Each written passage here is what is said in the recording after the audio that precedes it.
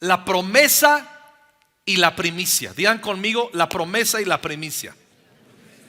Con más ánimo. Muy bien.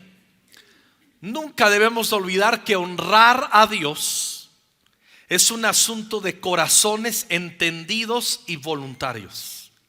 La honra a Dios en el momento que nos sentimos presionados, coaccionados, manipulados, ya no es honra. Nosotros podemos darle a Dios sin que resulte delante de Dios en un acto de adoración. No se trata de dar, no se trata de solamente hacer el acto. Tiene que haber una comprensión. Uno de los desafíos del cuerpo de Cristo en esta época es pensar. Las últimas 3 décadas estoy harto de ver, sobre todo en Latinoamérica, y tengo autoridad para decirlo porque soy pastor en Latinoamérica. No me gusta que la gente piense que la fe tiene que ver con hacer actos y no pensar. Hay que pensar. Y la palabra nos lo dice cuando vamos nosotros a 2 Corintios capítulo 9 versículos 6 y 7. Lo voy a leer en esta versión. Dice: tengan esto en cuenta. Quien siembra con miseria, miseria cosechará. Quien siembra a manos llenas cosechará. De cada uno según lo dicte su conciencia, pero no a regañadientes o por compromiso, pues Dios ama a quien da con alegría. La alegría viene de haber pensado, de haber meditado, de tener convicción. ¿Por qué damos? ¿A quién damos? ¿Cuánto damos? Porque no se trata solamente de dar. Dios ama al dador alegre. Y esto implica pensar, meditar conforme a la palabra. Ahora, nunca Dios pide algo de su pueblo, de nosotros su pueblo, que no haya demostrado haber cedido Él antes. Nunca. No sería un Dios perfecto, y lo es. Nunca, lo repito, Dios pide algo de su pueblo que no haya demostrado haber cedido antes. Y tenemos que considerar, repasamos algo que ya lo aprendimos, pero para incentivarnos y recordarlo. Hay más de 500 versículos referentes a la oración en la Biblia. Hay casi 500 versículos referentes a la fe. Pero hay más de 2000 versículos referentes al dinero y a las posesiones. El 300% más. Jesús habló acerca del dinero en 16 de sus 38 parábolas. ¿Por qué se habla tanto en la Biblia acerca de bienes materiales? ¿Por qué? Es muy sencillo. Porque es claro que a través de nuestra actitud hacia el dinero se revela lo que hay en nuestro corazón, nuestras prioridades, en donde está anclada nuestra lealtad y nuestros intereses. Jesús lo dijo de esta manera: en donde esté vuestro tesoro, ahí estará vuestro corazón. Y leímos 2 Corintios. Quiero leerlo en una paráfrasis también. Recuerda, el plantador tacaño obtiene una cosecha chafa, y el plantador espléndido obtiene una cosecha brutal. Quiero que cada uno de ustedes, miren lo que dice Pablo, quiero que cada uno de ustedes invierta tiempo para pensar en esto y tomar conciencia en lo que darán. Es lo que protegerá, es lo que los protegerá de historias de sollozos nostálgicos y forcejeos. A Dios le encanta cuando el dador se deleita en entregar. Tiene que haber un deleite en esta honra. Proverbios capítulo 3 versículos 9 y 10. Honra al Señor con tus riquezas. Y 2, ¿de qué otra manera le honramos? Y con los primeros frutos de tus cosechas. Aquí viene la promesa. Así tus graneros se llenarán a reventar. Yo quiero eso sobre mi vida. Tus graneros se llenarán a reventar, nos está prometiendo el Señor. Y tus bodegas rebosarán de vino nuevo. habla de abundancia y sobreabundancia. La voluntad de Dios es prosperarnos, sacarnos de la pobreza, trasladarnos a tener lo básico suficiente, que con esos se estaría bien si nos quedamos ahí. Pero Dios es tan bueno que da las cosas mucho más abundantes de lo que pedimos o entendemos.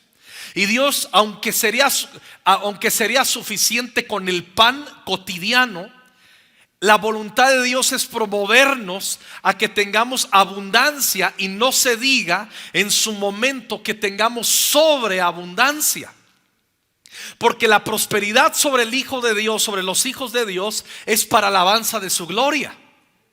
Cuando lo entendemos, entonces vamos a quitar todo temor a prosperar.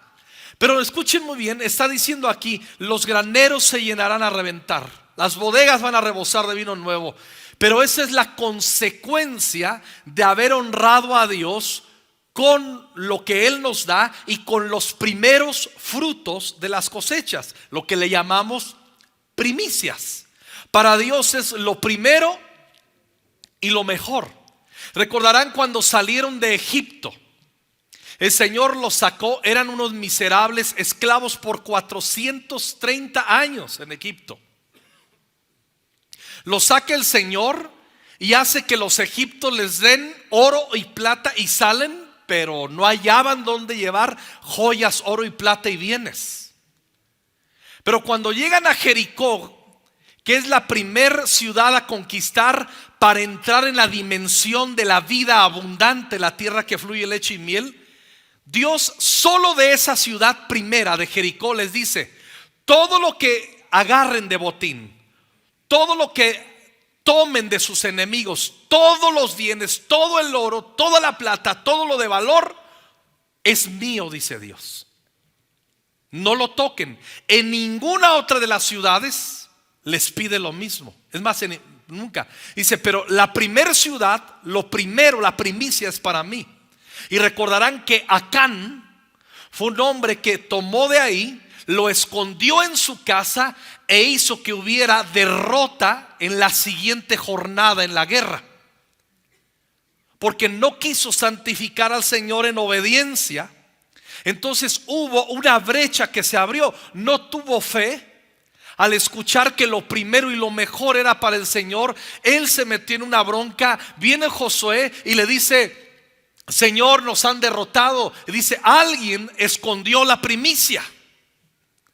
Resulta que fue Acán, y aunque tuvo oportunidad de arrepentirse, no se arrepintió, y terminaron deshaciéndose de él y de toda su familia. Vaya enseñanza. Dios, escucha bien, nunca pidió otra vez que el botín fuera para él, solamente que le dieran el diezmo de eso, pero nunca toda la primicia. En Romanos dice: si lo primero es santo, el resto se quedará santificado. Si la primicia es santa, el resto también. Entonces tenemos que entender que la primicia es súper importante, y es un acto de honra a Dios, y es un acto de fe. Pero por eso les estoy recordando a todos aquellos que por años hemos practicado poner nuestra primicia delante del Señor. Hay algunos que tienen fe para dar una semana, otros dan su quincena. Yo les he contado y les doy el testimonio. Cuando yo le enseñé a la iglesia en Madrid este principio, a la iglesia que damos cobertura ahí en Madrid, enseñé este principio desde hace 13 años que comenzaron. Tienen 13 años la iglesia dando primicia. En España, escuchen muy bien, les pagan no por semana, no les pagan por mes, les pagan por quincena, les pagan por mes. Y cuando el pastor David Sánchez, que anda por aquí por México, les enseñó sobre las primicias, en el pensamiento de la iglesia española, por lo menos ahí en Madrid, implicaba dar su primer mes de salario. Y hablé conmigo, yo le dije con misericordia: diles que pueden dar su primer quincena. Dice: es que eso no les cabe a ellos. Para ellos dar su primer quincena es no haber dado la primicia. Entonces la iglesia acostumbra a dar el primer mes de todo su salario a Dios. Yo sé que dijeron dentro internamente, no manches. Sí. Pero es un acto de fe. Les han enseñado los pastores y es un acto de honra al Señor. No estoy diciendo que lo tienes que hacer así. Tú ve creciendo en fe. Norma y yo hemos crecido en fe. Hasta vamos dando lo que equivale. Empezamos con una semana, luego una quincena, luego damos un mes. Pero no llegamos de la noche a la mañana a esa fe. Vamos de fe en fe y de gloria en gloria. Lo que te estoy proponiendo y diciendo, honra a Dios conforme a la medida de tu fe. Hay algunos que tienen negocios, honra al Señor con tu primicia. Honra al Señor con tu primicia. Si tienes dudas, pregúntale a algunos, pregúntanos a los pastores ya en los asuntos funcionales, prácticos. Ahora, aquí vengo. A mí me encanta recibir una promesa de Dios. Yo disfruto cuando Dios me promete algo. No sé si tú lo disfrutas. Yo disfruto. Amo que alguien me dé una palabra profética. Cuando yo era inmaduro en mi fe, vivía de palabras proféticas que alguien me diera. Luego maduré y me di cuenta que yo puedo conseguir en la intimidad palabras proféticas al leer la escritura y meditar. Y entiendo que es la mejor manera. Pero nunca he menospreciado, porque la palabra dice: no menospreciéis la profecía. Entonces, cuando yo recibo una palabra profética, me siento muy contento. Una promesa de Dios afirma nuestro corazón. ¿Están de acuerdo conmigo? ¿Cuántos están de acuerdo conmigo? Ya se quedaron trabados en el mes de primicia, ¿verdad? Una promesa de Dios afirma nuestro corazón. ¿Están de acuerdo? Una promesa de Dios causa emoción a nuestra alma y nos da esperanza. ¿Están de acuerdo? Y una promesa de Dios quebranta la incertidumbre también. ¿Están de acuerdo? Ese es el poder que tiene una promesa. Ahora, la primicia le provoca a Dios en su corazón lo que a nosotros nos provoca una promesa de Él a nuestro ser. A veces creemos que una primicia delante de Dios es como que Él está en el trono y dice: a ver, familia González, lo que decían, ¿qué me traen? Señor, aquí traemos la primicia. Y a los ángeles les dice: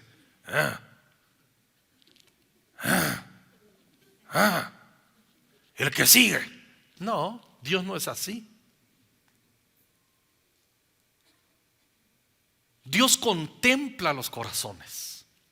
A Dios le causa alegría la devoción y la honra debida a su nombre.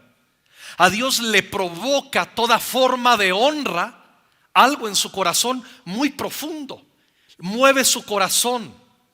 Me gusta esa canción que de repente cantamos. Yo le llamo de las canciones peligrosas, cuando le cantamos: dime qué te mueve. Dime qué te mueve y lo hago. Un día les dije: tengan cuidado. Mucho en jóvenes estaban cantando mucho eso. Y yo sé que siempre Caris Misa les explican, pero está bien chida. Dime qué te mueves, porque te puede pedir todo. Pero al último no hay otra manera de vivir. Solamente hablo, hay que darle a Dios lo que Él nos pida. Y hay que pensar y hay que calcular, porque todo lo que Dios pide modificará nuestra manera de vivir. Resultará en gloria y alabanza para su nombre, pero va a modificar nuestra manera de vivir. Y esa modificación tiene que ver en que ya no vivimos nosotros, sino que Cristo en nosotros. Entonces, lo vuelvo a decir, lo que para nosotros provoca una promesa de Dios, a Él una primicia de nuestra parte delante de su presencia, es un acto de adoración. A Dios le emociona. ¿Por qué? Miren, estoy aprendiendo y estoy siendo más proactivo. Yo sé que Norma me está escuchando. Hola, Norma. Este año he procurado el año pasado procuré regalarle más flores que los demás años. Y este año vas a ver. Y a mí me encanta la sencillez de Norma. Le regalo unas flores, le envío unas flores. Yo me siento contento en hacerlo porque le estoy expresando que la amo y que la honro. le sigo recordando que es el amor de mi vida, con ese pequeño acto de honra. Entonces, cuando yo le honro de esa manera, no crean que Norma es de que les regale unas flores o ella es muy de recaditos ahorita. No, si les enseñara lo que me ha escrito ahorita. Hermanos, se acaba la reunión, me voy a mi casa. Sí. Imagínense que yo le regalo unas flores a Norma y que ella me dijera: pues ya hiciste un punto, vas bien, síguele. Hombres, ¿verdad que eso duele? Hombres, ¿por qué dices que sí si ni regalas flores? No sabes de lo que estoy hablando. Qué gacho soy. Eso duele. ¿Qué es lo que hace que un matrimonio y una relación, lo estoy hablando del matrimonio, qué es lo que hace que una relación esté viva y permanezca viva? Hay principios. Atraigo y retengo lo que honro. Ese es un principio en la vida espiritual, aplicado a las relaciones entre amistad, en el matrimonio y obviamente en nuestra relación con Dios. Atraigo y retengo a quien honro, y lo que deshonro o a quien deshonro lo alejo de mi vida. Cuando vienen las complicaciones y hasta se puede llegar a un divorcio, una ruptura, tú puedes hablar con hermanos y hermanas que están siendo restaurados, y cuando hacen un inventario de cómo vino y cómo sucedió esa ruptura, o por qué están sumidos, si no se han divorciado, en un profundo fracaso, en un bache en sus matrimonios, es porque dejaron de practicar la honra mutuamente. Atraigo y retengo lo que honro, alejo de mi vida lo que deshonro. Lo que honro hace que se note que es lo más importante en mi vida. Elí, ¿se acuerdan? El sacerdote Elí. Viene Dios. Elí era un hombre de Dios, ahí en 1 Samuel. Pero Dios le hace un reclamo y le dice: has honrado más a tus hijos que a mí. No le dice Dios: me deshonraste. Solamente le dice: honraste más a tus hijos que a mí. Te importaron más tus hijos que los tratos que habíamos hecho tú y yo. Entonces, lo que honramos, y en la medida que honramos, exhibe qué es lo más importante en nuestras vidas. Somos libres de elegir quién o qué es la prioridad de nuestro corazón. Ahí nadie se puede meter contigo, nadie, ni conmigo. Somos libres de elegir quién o qué es la prioridad de nuestro corazón. Nadie honramos o nadie vamos a invertir. Honra es inversión en lo que consideramos que no es digno de nuestra atención o pasión. Imagínense nada más, hablando de las flores, hablando de los regalos, si cada vez que yo hago algo por Norma, no crean que me estoy levantando el cuello, estoy contando mis primicias y mis pininos en reestructurarme y en avivarme en esto. Quiero ser mejor esposo para la gloria de Dios y para beneficio de mi esposa. Me encanta cómo ella reacciona. Me dicen mis apodos, que no se los voy a decir. Sí, uno de ellos es Oso. Y me abraza y me besa. Y creo a veces, me encanta ver cómo a un sencillo detalle de honra hace una fiesta. Hasta me parece exagerado lo que hace por un simple ramo de flores. Pero ¿qué noto ver en Norma? Ella es inteligente. Si Norma no fuera inteligente espiritual y emocionalmente, solamente diría: ahí la llevas. Si tú piensas que con eso ya cuchicuchi, estás perdido. Ahí la llevas, trabaja. Nunca haga eso con su marido. Eso se llama espíritu de Jezabel. Otro día hablamos de eso.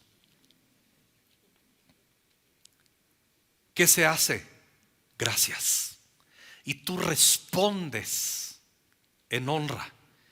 Mismo Dios dice en 1 Samuel: yo honro a los que me honran. Para empezar, yo digo, ¿por qué Dios, siendo Dios y yo siendo quien soy, por qué Dios tendría por qué honrarme? Pero Dios decidió en su amor honrarnos a sus hijos, que le honramos. Y la primicia es una forma de honra. Ahora, cuando vamos a Génesis capítulo 22, bueno, termino con esto. Yo veo a Norma que se emociona, porque en una relación la honra es de aquí para allá y de allá para acá.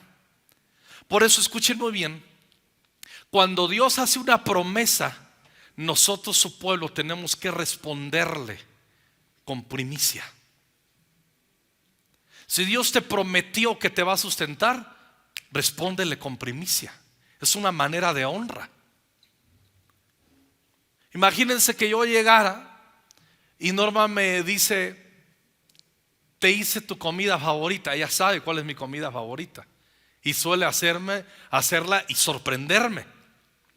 Ya el puro hecho que llego y entro a la casa y huelo a eso, ya me siento honrado con ese detalle. No se diga comerlo. Pero imagínense que al último le dijera: ella está esperando, porque las esposas esperan que uno les diga: gracias mi vida, gracias mi amor, estuvo riquísimo. ¿Verdad que sí, hermanas? Uy, a ver, los hombres. Lo peor que podemos decir: no dejes que ellas te pregunten. Cuando tú dejas que ellas te pregunten qué tal estuvo, ya la cagueteaste. ¿Sí o no, hermanas? Me deben una oración, con estos. Ya la regaste. Tú tienes que adelantarte a decir: esto estuvo fenomenal, muchas gracias. Ya si te levantas y levantas tu plato, pues ya haces el top y la gloria de Dios. Ya eso es avivamiento, ¿o no, hermanas? ¿Me explico? Ya si lavamos los platos, ya. No, eso ya, no, ya. Puedes morir y ya, se acabó. Honra. La palabra de Dios dice: aunque nosotros somos infieles, Él permanece fiel. Yo no voy a abusar que Dios va a ser fiel aunque yo sea infiel. Porque Dios es Dios firme, estable. Un atributo de Él es que Él es inmutable. En Él no hay sombra de variación. A Dios no le altera amarme más si yo respondo bien. Él me ama porque Él ha decidido amarme. Él te ama porque ha decidido amarte. Pero ahí es donde entra la adoración en espíritu y en verdad. Si Él es fiel, yo respondo con fidelidad. Y termino citando la escritura en Génesis 22. Y el contexto de Génesis 22 es este. Recordarán que había un hombre llamado Abraham, que Dios le prometió a Abraham desde que tenía 75 años de edad. ¿Me ayudas, Mike, por favor? Desde que tenía 75 años de edad. Voy a darte una descendencia, y esa descendencia va a ser tan grande que va a ser incontable. Te voy a multiplicar. Si puedes contar la arena del mar, así de grande será. Si puedes contar las estrellas del cielo, así va a ser. O sea, incontable. Y Dios se lo promete desde los 75 años. Entonces Abraham desespera y trata de ayudarle a Dios, y se mete con Agar, su sierva, y nace Ismael. Se aventó un ismaelazo. Escucha muy bien. Cuando nosotros le ayudamos a Dios o intentamos ayudarle a Dios, solamente vas a sumar. Pero la voluntad de Dios es multiplicarnos, no sumar. Él estaba desesperado y él sumó. Pero la voluntad de Dios es multiplicar. Y hasta que nació Isaac, es que vino en Isaac, representaba la primicia, el primogénito para la multiplicación y que a través de Isaac se cumpliera la promesa que sería multiplicado de una manera extraordinaria e incontable. Entonces llega un día en Génesis 22:13. Entonces Abraham levantó los ojos y vio un carnero que estaba enredado por los cuernos en un matorral. Así que tomó el carnero y lo sacrificó como ofrenda quemada. ¿En lugar de quién? ¿En lugar de quién? Porque llegó un momento en que Dios le dijo: dame a tu hijo, a tu único, a tu primogénito, a Isaac. Dios le pidió la primicia y Abraham no se la negó. Por eso fue llamado el padre de la fe. Dar la primicia es un acto de fe, de adoración, de escuchar a Dios, de confiar en Dios. Leemos en la escritura, el apóstol Pablo dice: y entregó a Abraham a su hijo, creyendo que Dios tenía el poder de resucitarle de los muertos. Imagínense, no, si doy la primicia me desacompleto. Hay que tener fe cuando damos la primicia. Ya luego uno va aprendiendo año con año a ir ahorrando. Yo voy ahorrando y digo: ¿cuánto es que voy a dar de primicia? Y voy ahorrando y no me cae tan de peso, porque uno de los pilares para prosperar es la administración sabia. ¿Sí me explico? Pero si usted anda pagando la mensualidad del Buen Fin de noviembre, ¿cómo va a ahorrar para la primicia de enero?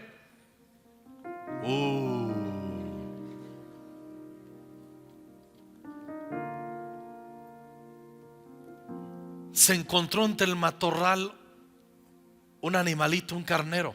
14. Abraham llamó a aquel lugar Yahvé Jireh, que significa el Señor proveerá.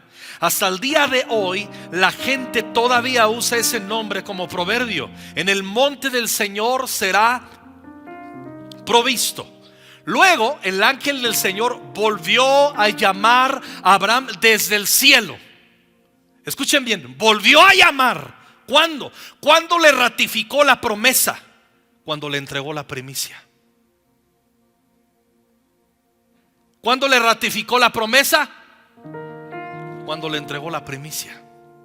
Y en el 16 el Señor dice: ya que me has Shema, obedecido, lo que hablamos hace 8 días, ya que me has obedecido y no me has negado ni siquiera a tu hijo, tu único hijo, juro por mi nombre que ciertamente te bendeciré. No me has negado la primicia, te voy a bendecir. Y luego dice, no dice sumaré, no dice añadiré, dice multiplicaré tu descendencia hasta que sea incontable, como las estrellas del cielo y la arena a la orilla del mar. Tus descendientes, escuchen bien, la primicia tiene un poder de liberar al futuro, a nuestra descendencia, poder para conquistar. Dice: tus descendientes conquistarán las ciudades de sus enemigos. Eso implica, en aquel tiempo conquista representaba botín y prosperidad. A eso se refiere. Les voy a dar buenos trabajos, les voy a abrir brechas. Hay hermanos que el año pasado estaba hablando con uno de varios en la semana. En su empresa se le fue a pique el último año y medio, el pasado, el 22, y desde el 21 tronó como ejote. Estaba agüitado, obvio. Y estaba hablando con él entre semana y me contó un milagro de reactivación milagrosa de su negocio. Pero me contó y un milagro y una mega, hiper, ultra pasada. Así en vez de un amén, un no manches. A ese nivel. Y él me dice: pastor, esto me está abriendo la brecha para poder yo. Es como sal para sanar. Pero nunca él, con su esposa y con sus hijas, nunca han dejado de honrar a Dios en medio de la escasez. Lo entienden, lo piensan. Dice: te multiplicaré, tus descendientes conquistarán las ciudades de tus enemigos, y mediante tu descendencia todas las naciones de la tierra serán bendecidas. Todo esto porque me has, Shema, obedecido. La bendición que Dios promete ahí tiene que ver con multiplicación, no con sumar. Y la primicia tiene ese poder, pero es una acción de fe. Los diezmos damos la primicia, o sea, el primer 10%. 90% es santificado, damos ofrendas, limosnas y sustentamos nuestros hogares. Pero el primer 10%, el diezmo lo damos de lo que Dios nos dio. La primicia es un diezmo, una ofrenda profética que apunta a decirle: Señor, tú me das una promesa, yo te doy la mano, yo te abrazo y yo creo que tú vas a cumplir tu palabra. Apunta hacia el futuro. La primicia es el diezmo es el primer 10% de aquello que Dios cumplió. La primicia es: yo doy proféticamente de lo que tú vas a cumplir. ¿Quién no se siente bien cuando un hijo nos dice: confío en ti? Los hijos y las hijas son unos hijos a veces abusivos. ¿No les ha pasado que de repente te escriben: ¿dónde andas? Así como si ellos fueran los papás, ¿no? ¿Sí les pasa o nada más a mí me pasa? No les digas que andas cerca de un centro comercial donde, o sea, te dan la orden: tráeme un postre de ahí. Otra. Y yo les contesto: sí, papá. ¿Algo más? ¿Y tu paleta? Como decía mi mamá: ¿y tu paleta de qué la quieres? ¿De tamarindo, mandarina o de limón? Como la canción, ¿se acuerdan? No se te antoja un vaso de agua de tamarindo, mandarina o de limón. Esa la cantaban los bisabuelos. Qué bonito que tus hijos te tengan confianza que lo que les pides les va a llegar.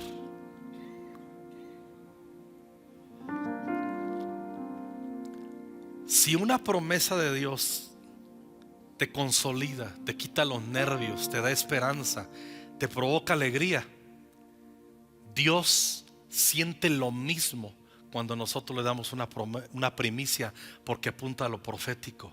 Le estamos diciendo: confío en ti por el sustento de este año. Pero tiene que ser una revelación. He enseñado la palabra. Todo queda en tus manos y en tu fe. Es un acto de fe la primicia. Amén. Y dentro de 8 días el equipo pastoral nos vamos a preparar para que todos aquellos que voluntariamente de su corazón, habiendo pensado las consecuencias de honrar a Dios, porque hay que ofrendar pensando. Cada uno dé como propuso en su corazón. Eso implica el intelecto, la conciencia. Hay que pensar. Los cristianos tenemos que aprender a pensar. ¿Qué provoco al corazón de Dios con esto? Lo que Él me provoca cuando me da una promesa: alegría. Wow, este tiene fe.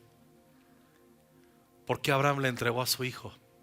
Porque tenía fe que aunque sacrificara a su hijo, tenía el poder de levantarlo de los muertos. Por eso Abraham es el padre de fe. Y por eso somos hijos de Abraham, porque operamos en la fe, no en las sensaciones, sino en la fe. Amén.